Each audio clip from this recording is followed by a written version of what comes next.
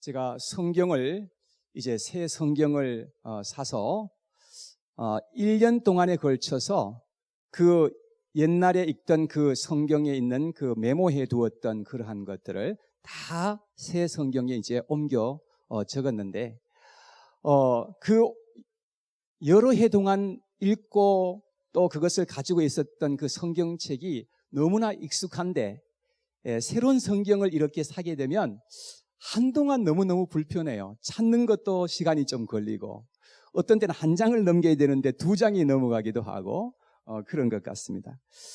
사람들에게 가장 불행하고 비참한 상태는 언제인가 하면 아무런 희망이 없는 상태에서 살아가는 그러한 가운데 있을 때 그런 것입니다. 그러나 아무리 칠흑 같은 어둠에 있을지라도 아무리 큰 고통 속에 있고 아무리 큰 문제가 있을지라도 우리에게 희망이 있으면 살아갈 수가 있게 되는 것입니다. 어제 제가 들은 뉴스인데 앤드루 스톡린이라는 그런 목사님이 계신데 캘리포니아에 있는 인랜드 힐 처치의 담임 목사님이십니다. 지금 30살밖에 안 됐고 그리고 결혼을 해서 참 아름다운 그런 아내가 있고 남자아이들 셋이 어린아이들이 있습니다. 근데 우울증으로 말미암아서 고통하다가 스스로 자기의 목숨을 끊어버리는 그러한 일로 말미암아서 굉장히 큰 충격을 주고 있는 것을 우리는 듣게 되는 것입니다. 얼마나 정말 안타까운 일인지. 그리고 교회도 아주 큰 교회예요. 그런 교회에 목회를 하시던 분이 그냥 이렇게 참으로 자신의 그 목숨을 끊어버려서 그런 큰 그 어려움이 되고 있는 것을 우리는 듣게 되는 것입니다. 여러분, 사람들에게 희망이 안 보이기 때문에 사람들은 좌절하게 되고 인생을 포기한 채 살아가게 되는 것이고 심지어는 자기의 소중한 목숨을 앗아가는 그러한 경우가 얼마나 많이 있는지 알 수가 없습니다. 그러므로 지금 우리가 어떠한 가운데 있을지라도 하나님께서는 우리에게 희망을 주시기를 원하시고 하나님 자신이 우리에게 희망이 되시기를 원하시는 것입니다. 예레미야서를 쭉 읽어보면 1장에서부터 28장까지는요 얼마나 어두운 내용들이 기록되어 있는지 모릅니다. 무시무시한 하나님의 심판 이야기가 가득하게 기록되어 있습니다. 이스라엘 백성들이 하나님 앞에 무수히 범죄함으로 말미암아서 하나님께서는 이웃 나라였던 바벨론이란 나라를 강성하게 만들었습니다. 그리고 그 바벨론이란 나라를 통해서 하나님의 백성들을 징계하시고 그 하나님의 그 백성들을 철저히 멸망당하게 하셨던 것을 성경은 기록하고 있습니다. 그래서 이스라엘 백성들은 이방 나라인 바벨론에 의해서 철저히 멸망당하게 되고 살아남아 있는 사람들은 포로가 되어서 바벨론 땅으로 끌려가서 거기에서 70년 동안이나 노예 생활을 하였던 그러한 역사적인 사건이 있었던 것입니다. 여러분, 그런 가운데 이런 그 환경 속에서 하나님은 이스라엘 백성들에게 소망적인 메시지를 주고 계시다는 사실을 우리가 주목해서 보아야 하는 것입니다. 29장에서 33장 사이를 읽어보게 되면 그야말로 완전히 내용이 이 28장까지의 그 내용과는 완전히 다른 내용이 기록되어 있다는 것을 보게 되는 것입니다. 하나님께서 이스라엘 백성들을 그 포로 가운데 있었던 그 백성들을 다시금 거기에서 구원하여 내실 것을 말씀하시고 그들을 회복시켜 주실 것이고 그들에게 영원한 사랑으로 내가 사랑하겠다고 말씀하고 계시는 것입니다. 31장 31절 말씀해 보면 하나님이 그 이스라엘 백성들과 이제 새 언약을 맺게 하실 것이고 그리고 그 언약은 영원한 언약이 되게 할 것이다 라고 그렇게 말씀해 주고 있는 것입니다. 여러분, 하나님께서 우리에게 주시는 메시지가 무엇입니까? 하나님은 아무 이유 없이 우리에게 절대로 재앙을 내리시는 분이 아니라는 사실인 것입니다. 하나님이 우리에게 재앙을 내리시거나 또한 우리에게 문제를 우리에게 가지고 오실 때는 분명한 하나님의 이유가 있고 목적이 있으시다는 것을 우리는 기억해야 한다는 것입니다. 자, 그러면 왜 우리에게 때로는 고통이 임하고 재앙이 임하고 멸망이 임하게 되는 것입니까? 그 이유를 몇 가지 생각해 보았습니다. 첫째는 죄 때문에 그런 것입니다. 다른 사람의 죄 때문도 물론 있지만 궁극적으로 나의 죄 때문에 그러한 어려움을 우리가 경험하게 될 수가 있다고 하는 것입니다. 예레미야서 30장 바로 한 장을 넘겨서 30장 14절 15절 말씀을 보면 이런 내용이 기록되어 있습니다. 14절 15절 말씀에 너를 사랑하던 자가 다 너를 잊고 찾지 아니하니 이는 내 악행이 많고 내 죄가 많기 때문에 나는 내 원수가 당할 고난을 내가 받게 하며 잔인한 징계를 내렸도다. 너는 어찌하여 내 상처 때문에 부르짖느냐? 내 고통이 심하도다. 내 악행이 많고 내 죄가 허다함으로 내가 이 일을 너에게 행하였느니라. 그들의 그 죄가 허다함으로 말미암아서 하나님께서 그런 그 고통을 그들에게 허락하셨다는 사실을 말씀하고 있는 것입니다. 여러분, 우리가 살고 있는 이 세상은요, 죄로 말미암아서 많은 문제와 고통과 슬픔과 사망이 가득하게 임하여 있는 그러한 세상에서 지금 우리가 살아가고 있는 것입니다. 그 다음 두 번째는 나의 무지함 때문에 그렇습니다. 하나님을 알지 못하고 하나님의 말씀을 깨닫지 못하니까 때로는 하나님께서 우리에게 고통을 주시고 아픔을 주셔서라도 우리로 하여금 하나님의 진리를 깨닫게 하시려는 하나님의 손길이 있다는 것입니다.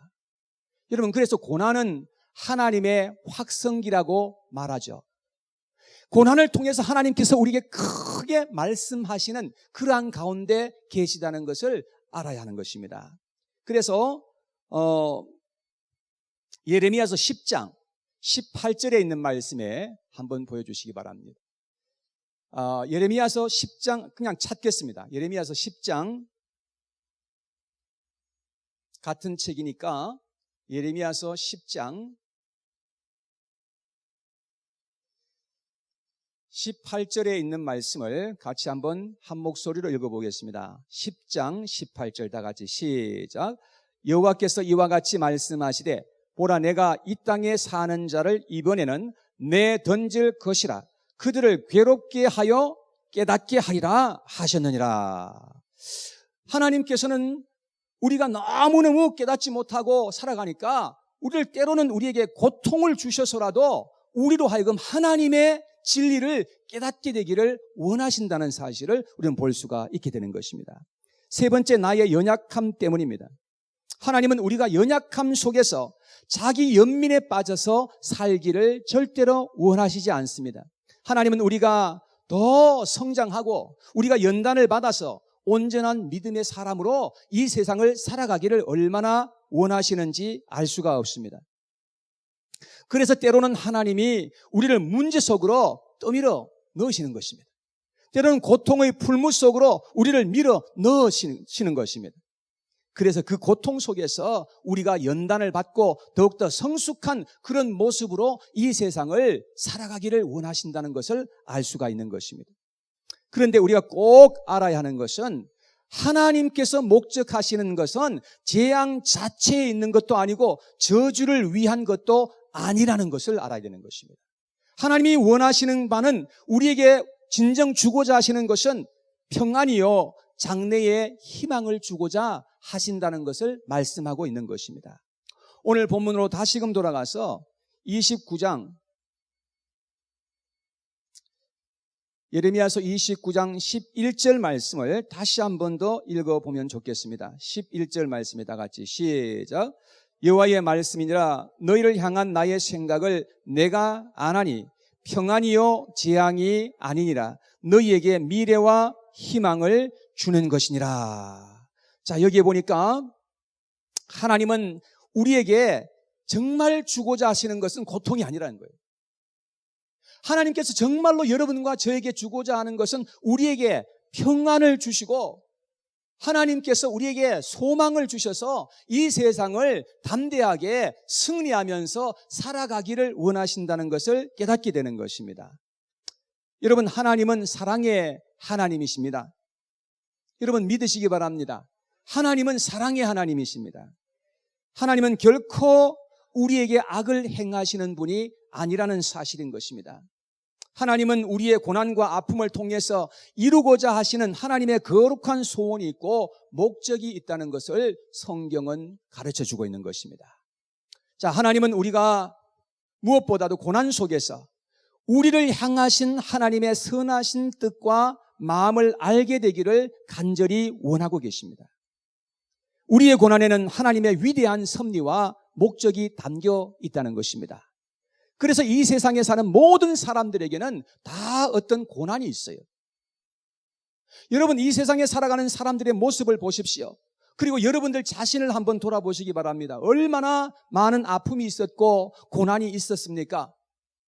여러분, 그런 그 고난 속에서 하나님께서는 무언가 우리를 통해서 이루고자 하시는 하나님의 선하신 뜻이 있다는 것을 기억해야 된다는 말인 것입니다.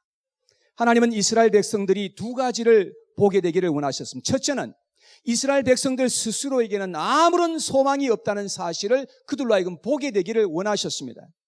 그들이 얼마나 하나님 앞에서 타락한 존재이며 사악한 존재이며 철저히 부패한 존재인 것임을 알아서 그들 자신에게는 결코 아무런 소망도 없다는 사실을 그들로 하여금 발견하기를 원하셨던 것입니다.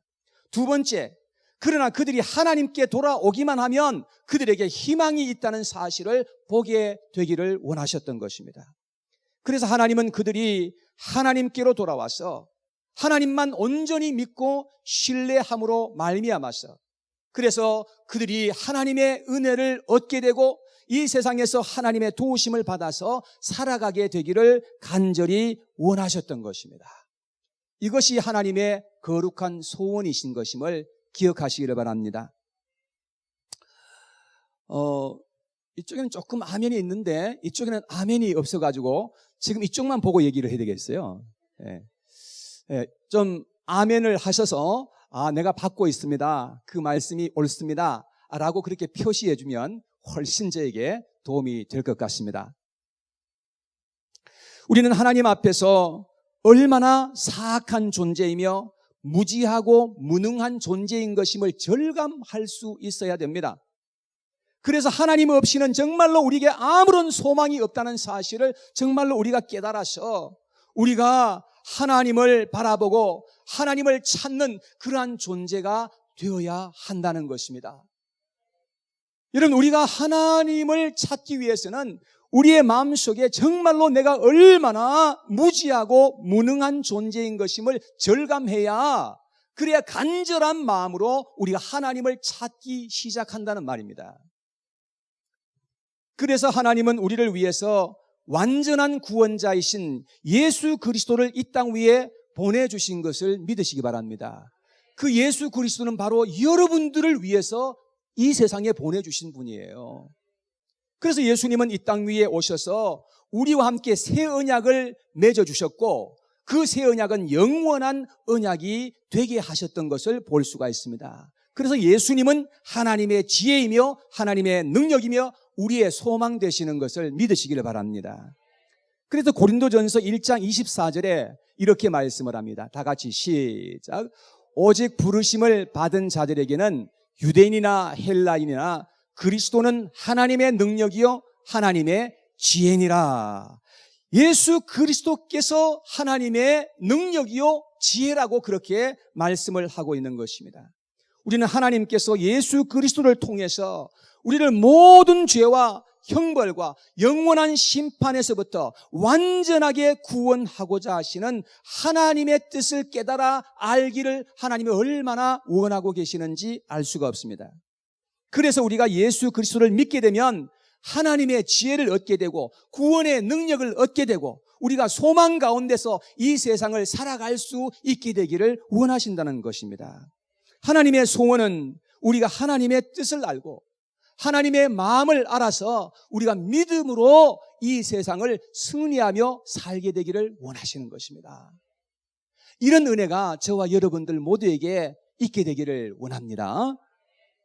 자, 두 번째, 하나님은 우리가 고난 속에서 하나님 앞에 나아가서 기도하게 되기를 원하십니다. 예수님만이 우리의 참 구원자이시고 소망인 것임을 알고 예수님만을 온전하게 붙잡고 기도해야 한다는 그런 말씀인 것입니다. 오늘 본문 29장 12절과 13절에 보면 이런 말씀이 기록되어 있습니다. 12절, 13절을 같이 읽습니다. 시작. 너희가 내게 부르짖으며 내게 와서 기도하면 내가 너희들의 기도를 들을 것이요 너희가 온 마음으로 나를 구하면 나를 찾을 것이요 나를 만나리라. 여러분, 고난 속에서 하나님을 찾지 않고 구하지 않는 분들은 소망이 없게 될 것입니다. 아직도 뭔가 이 세상에 어떤 것에 기대고 희망하는 것이 있기 때문에 하나님 앞에 온전하게 나와서 찾지 않고 구하지 않게 되는 것입니다. 그래서 하나님 앞에 절박한 심정이 되지 못하고 자신을 낮추지 않고 있는 것입니다.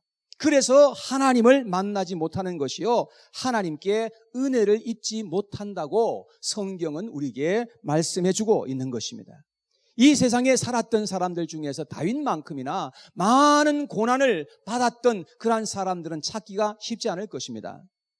그런데 다윗은 고난 속에서 항상 하나님께로부터 은혜를 입었고 그는 오뚜기처럼 다시금 일어나서 그는 승리하는 삶을 살았던 것을 볼 수가 있습니다. 여러분, 다윗의 비결이 무엇입니까? 다윗은요, 고난을 받고 환난을 당할 때마다 하나님 앞에 나아가서 간절하게 하나님을 찾고 구하였기 때문에 하나님께서 그에게 큰 은혜를 베풀어 주셨던 것입니다. 그래서 시편 116편 3절에 보면 이렇게 다윗은 고백합니다. 다 같이 시작. 사망의 줄이 나를 두르고 수월의 고통이 내게 이르므로 내가 환난과 슬픔을 만났을 때에 그랬습니다. 다윗은 그야말로 고통이 임하였고 그에게 환난과 슬픔이 임하였을 그러한 때가 있었다고 말씀을 하고 있습니다. 그럴 때에 다윗은 어떻게 했다는 말입니까? 자, 4절 말씀해 보겠습니다. 다 같이 시작. 내가 여호와의 이름으로 기도하기를 여호와여 주께 구하오니 내 영혼을 건지소서 하였도다. 다윗은 간절하게 하나님 앞에 구하면서 하나님 나의 영혼을 건져주옵소서라고 그렇게 부르짖어 기도했다고 말씀하고 있는 것입니다. 자, 그랬더니 하나님께서 어떻게 해주셨다는 것입니까? 계속해서 그는 간증하고 있습니다. 8절 말씀입니다. 다 같이 시작. 주께서 내 영혼을 사망에서 내 눈을 눈물에서 내 발을 넘어짐에서 건지셨나이다 라고 말씀합니다. 여러분, 사망에서부터 하나님이 그를 건져주셨고 내 눈을 눈물에서부터 나를 건져주셨고 내 눈의 눈물을 닦아주셨다는 말입니다. 내 발을 넘어짐에서부터 나를 건져주셔서 넘어지지 않도록 하나님께서 붙들어 주셨다라고 그는 그렇게 고백하는 것입니다. 그리고 계속해서 비춰주시기 바랍니다. 그는 이렇게 말합니다. 다 같이 시작. 여호와여 나는 진실로 주의 종이요 주의 여종의 아들 곧 주의 종이라. 주께서 나의 결박을 푸셨나이다. 그의 결박을 완전히 풀어주셔서 하나님께서 그를 승리할 수 있도록 인도해 주셨다고 그는 이렇게 간증하는 것을 보게 되는 것입니다.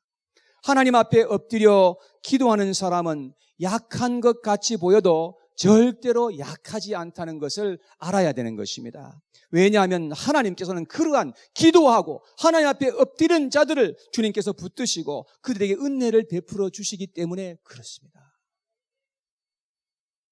성경에 보면 모세는 이스라엘 백성들을 40년 동안이나 광야에서 인도했던 분인데 정말로 얼마나 많은 문제들이 있었고 많은 고난이 있었는지 모릅니다. 그런데 성경에 기록하는 걸 보면 그때마다 모세가 어떻게 했는지를 기록하는데 모세는 여호와 앞에 엎드렸더라. 모세는 땅에 엎드렸더라. 계속해서 반복되어 나오는 것을 볼 수가 있습니다. 사랑하는 여러분, 하나님 앞에 엎드리시는 저와 여러분들 되시기를 바랍니다. 제발 하나님 앞에 엎드려야 됩니다.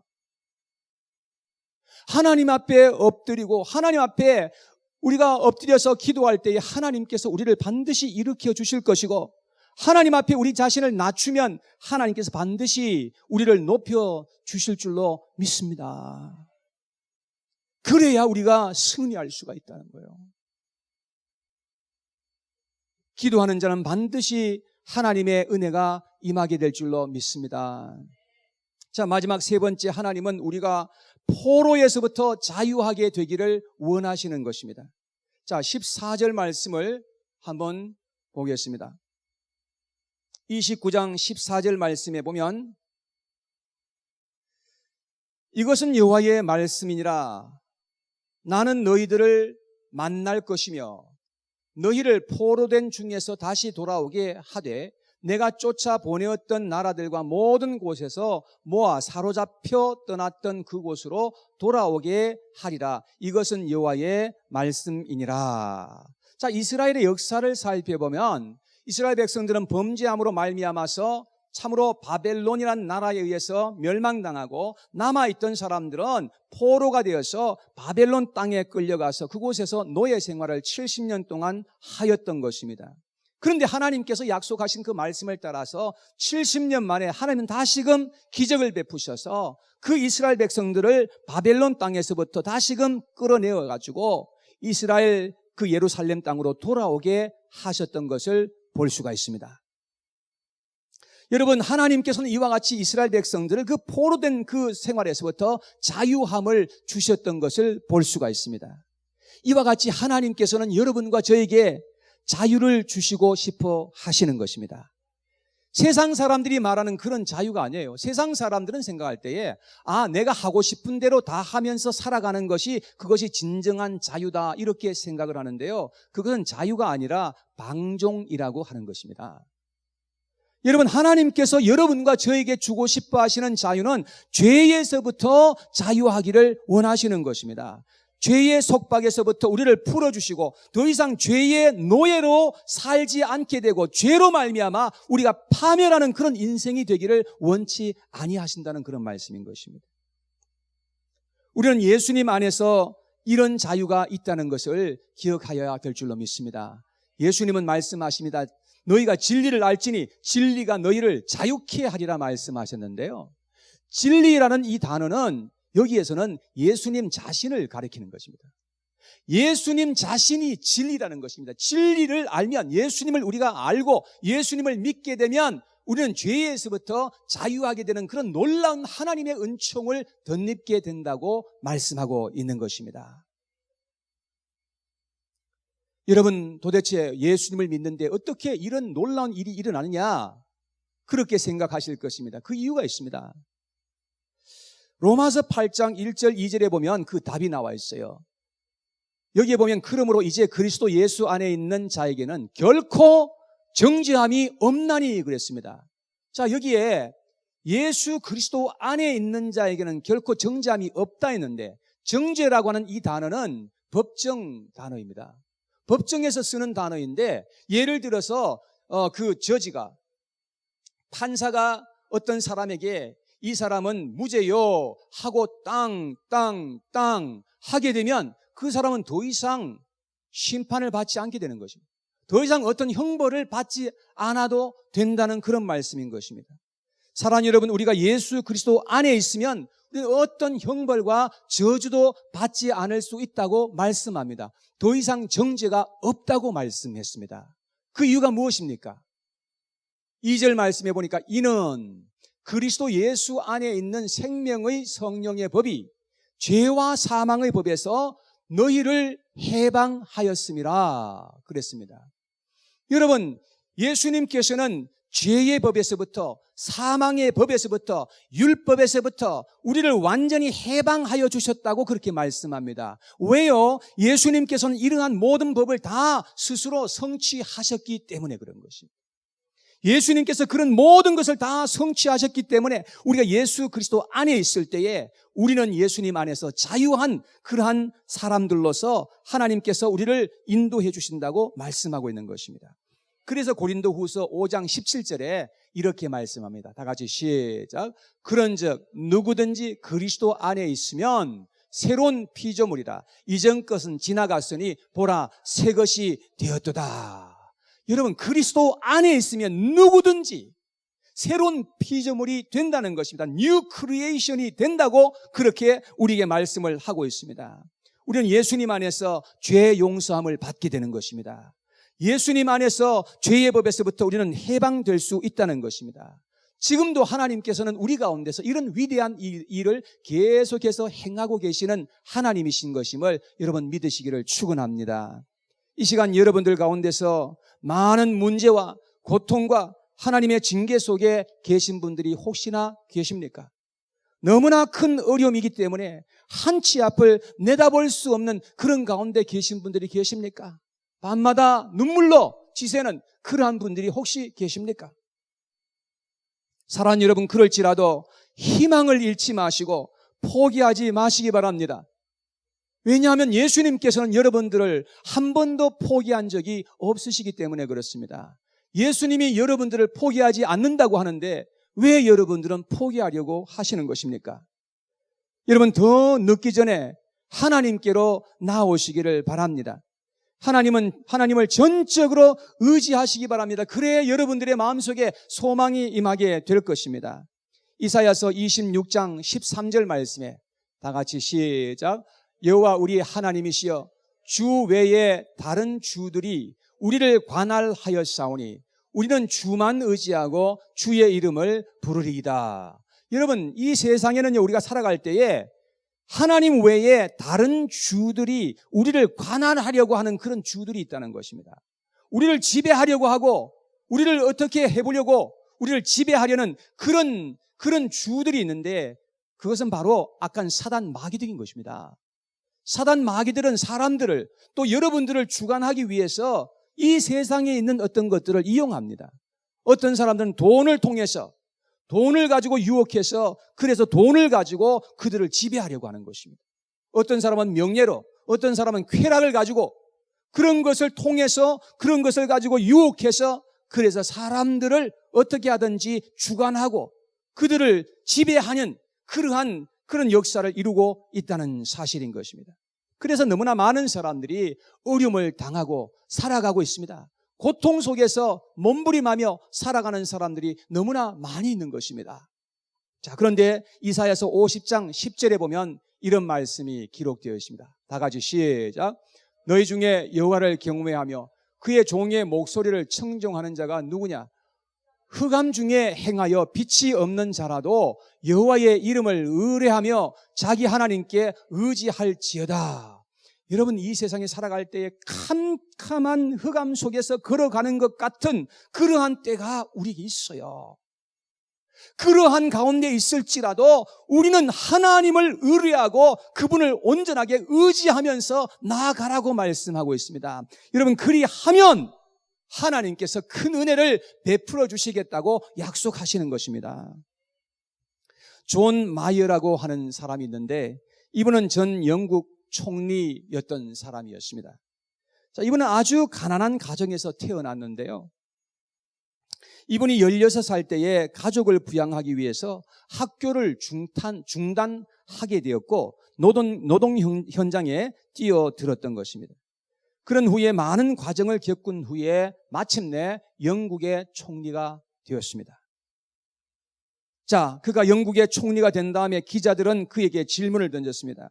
고난의 세월을 어떻게 극복했느냐라고는 질문에 그는 이렇게 대답을 했다고 합니다. 그 어떤 상황에서도 비관적인 생각을 갖지 않는다. 항상 희망을 갖고 일하면 부정적인 생각이 사라진다. 하늘은 표정이 밝고 긍정적인 사고를 가진 사람에게 복을 내려준다. 라고 그렇게 대답했다고 합니다.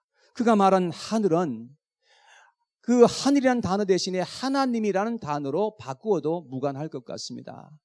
여러분, 이 세상에 살아갈 때에 우리가 어떠한 형편과 처지 가운데 있을지라도 우리가 위를 바라보고 우리가 하나님을 바라보고 우리가 긍정적인 그런 마음을 가지고 끊임없이 희망을 가지고 우리가 나아갈 때에 하나님께서는 반드시 우리에게 복을 내려주시는 그런 하나님이신 것을 믿으시기를 축원합니다. 왜? 하나님은 우리에게 약속을 반드시 이루어 주시는 분이시니까요. 하나님께서 여러분과 저에게 이런 소망의 마음을 주시기를 원합니다. 로마서 15장 13절에 있는 말씀 다 같이 시작. 소망의 하나님이 모든 기쁨과 평강을 믿음 안에서 너에게 충만하게 하사 성령의 능력으로 소망이 넘치게 하시기를 원하노라. 사랑하는 여러분, 이 말씀이 여러분들의 삶 속에 그대로 임하게 되기를 원합니다. 우리가 어떠한 가운데 있을지라도 성령의 능력으로 말미암아 우리의 마음에 소망이 사라지지 않고 끊임없이 하나님을 바라볼 수 있는 그런 믿음의 눈이 우리에게 있게 되기를 간절히 원합니다. 가장 어리석은 사람은요, 고난과 시련은 신이 내린 저주라 생각하고 비관적으로 이 세상을 살아가는 사람인 것입니다. 여러분, 우리가 기억해야 될 것은 고난 속에서 하나님은 하나님의 하실 위대한 일을 여전히 행하고 계시다는 사실을 알아야 되는 것입니다. 고난 가운데 있을지라도 여러분, 그 고난 속에서 여러분들에게 소망의 눈이 더욱더 활짝 밝혀지게 되기를 간절히 원합니다. 세상에서 이루어진 많은 위대한 일들을 보면요, 평안한 속에서 만들어진 것이 아니라 극한 고난 속에서 그런 위대한 일들이 이루어졌다는 사실을 보더라도 그렇습니다. 얼마 전에 금요 성경 강좌 시간에 아주 감동적인 영화를 한 편 우리 같이 보았습니다. 그 영화의 제목은 블랙이라는 그런 영화인데 여러분 시간 되시면 꼭 한번 보시기를 제가 강추합니다. 강추라는 말은 강력히 추천한다는 말입니다. 미국에서 오래 살면 이런 말도 잘 모르죠. 여러분 꼭 한번 보시기 바랍니다. 그 주인공으로 나오는 미셸이라고 하는 그 여자아이는 태어날 때부터 말도 못하고 잘 듣지도 못하고 눈으로 보지도 잘 못하는 그런 삼중고의 그런 참 장애를 가지고 태어났습니다. 근데 그 아이를 가르치는 특별한 선생으로 미스터 사하이라는 사람을 고용했습니다. 이 미스터 사하이라는 그 사람이 이 아이를 가르치면서 결국은 성공을 합니다. 그 아이가 말을 겨우 몇 년 만에 7년 만에 그 아이가 말 한마디를 할 수 있도록 가르치는 데 성공합니다. 그리고 나중에 결국 가서는 그가 학교에 들어가게 되게 하고 대학교에 들어가서 졸업을 하게 되는 그러한 그 일을 이루어냈던 것입니다. 여러분, 그 미스터 사이라고 하는 이 선생이 미셸에게 쓴 편지 중에 이러한 대목이 저의 마음을 굉장히 감동시켰던 그러한 대목이 있습니다. 그 말은 어둠이 필사적으로 너를 삼키려 해도 항상 빛을 향해서 가야 한다 라는 이 말이었습니다. 여러분, 우리가 이 세상을 살아갈 때요, 이 광야와 같은 세상을 통과할 때에 정말로 어둠이 필사적으로 우리를 집어삼키려고 하는 그러한 가운데 우리가 살아가는 것입니다. 그러한 가운데 있을지라도 결코 우리는 실망하지 말고 끊임없이 위를 봐야 합니다. 그리고 그 빛을 우리가 받아야 돼요. 그 빛을 바라보면서 우리가 앞으로 전진하고 또 전진해 나갈 때에 반드시 하나님께서 우리 가운데 역사하셔서 하나님의 그 큰 은혜를 우리에게 보여주시고 하나님의 놀라운 기적을 통해서 우리의 삶의 승리가 이루어지도록 하나님께서 역사해 주실 것입니다. 여러분, 어떠한 가운데서도 절대로 포기하지 마시고 절대로 실망하여서 쓰러져 있지 마십시오. 그 자리에서 다시금 일어나셔야 됩니다. 그리고 지금도 나와 함께 하시고 나를 지극히 사랑하셔서 십자가에서 자신의 목숨을 내어버려 주신 그 하나님을 우리가 바라보고 그 하나님을 의지하고 나아가서 승리하시는 저와 여러분들 다 되시기를 주님의 이름으로 축원합니다.